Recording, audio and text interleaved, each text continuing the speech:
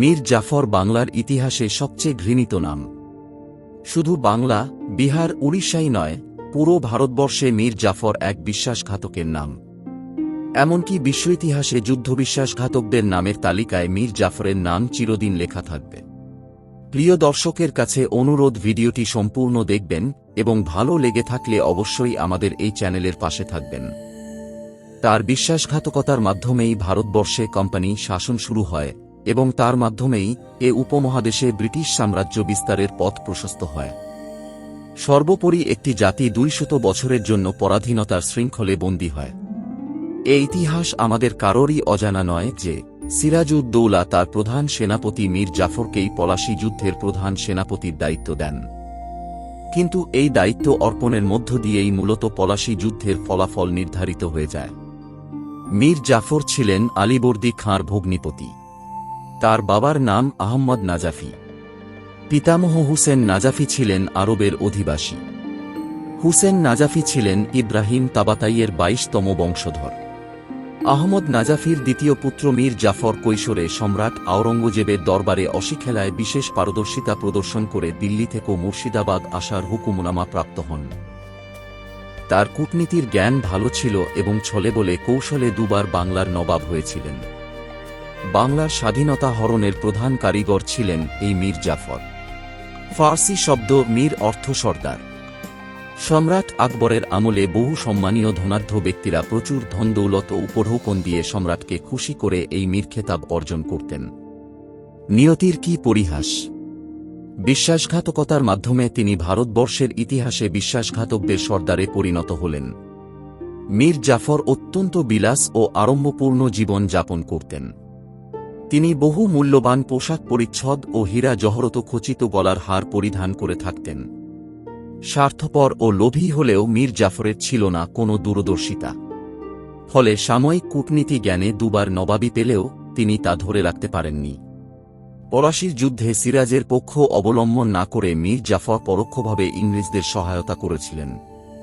কিন্তু তিনি মসন্দে বসে ইংরেজদের অবিরত অর্থের দাবি মেটাতে অপারগ হন, আর সেজন্য অবিলম্বে তাকে সিংহাসনচ্যুত হতে হয়। মীর জাফর 74 বছর বয়সে 1765 সালে 17 জানুয়ারি পরলোক গমন করেন। তার নাম অনুসারে জায়গাটির নাম করা হয়েছে জাফরাগঞ্জ। জাফরাগঞ্জেই রয়েছে মীর জাফরের সমাধি।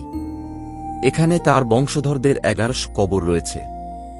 মীর জাফর নাজাফি বংশের ছিলেন। তার মাধ্যমে বাংলায় নাজাফি রাজবংশের শুরু। এরা সবাই ব্রিটিশদের অধীনস্থ নবাব ছিলেন।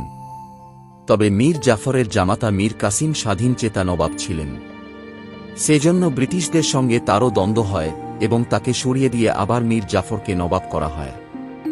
জাফরাগঞ্জ বা মাকবারায় মীর জাফর ও তার পরবর্তী বংশধর ও নবাবদের যে সমাধিক্ষেত্র, তাতে সমাহিতদের উল্লেখযোগ্য কয়েকজন নবাব হলেন নবাব হুমায়ুন ঝা। তিনি মীর জাফরের 5ম বংশধর। তিনি হাজার দুয়ারি প্রাসাদ নির্মাণ করেন। এছাড়া আছে হুমায়ুন ঝাঁর বাবা ওয়াল্লা ঝাঁর সমাধি। তিনি 14 বছর নবাব ছিলেন।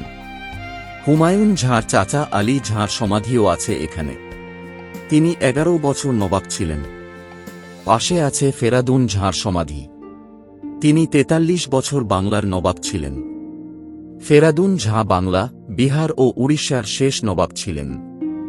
এরপর বাংলা, বিহার ও উড়িষ্যার নবাব পদ বিলুপ্ত করে শুধু মুর্শিদাবাদের নবাব রাখা হয়। মীর জাফরের ছিল 5 ছেলে। জাফরাগঞ্জে তার 4 ছেলের সমাধি আছে। মিরনের সমাধি আছে বিহারে।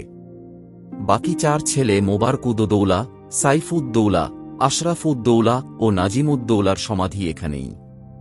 মীর জাফরের বাবার সমাধিও এখানে। মীর জাফরের ছিল 3 স্ত্রী।